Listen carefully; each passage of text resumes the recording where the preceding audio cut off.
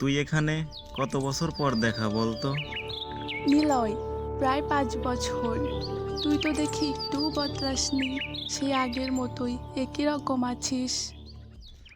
আর তুই কর্পোরেট দুনিয়ায় গিয়ে বেশ পাল্টে গেছিস, বেশি গম্ভীর আর অনেক পরিপাটি দেখায় তোকে এখন।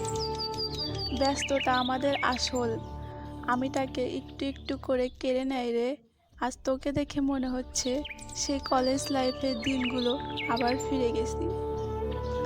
জানিস তো, সময় আর দূরত্ব যাই থাক, সত্যিকারের বন্ধুদের সামনে বসলে আড্ডাটা যেন গতকালকের অসমাপ্ত গল্পই থেকে শুরু হচ্ছে।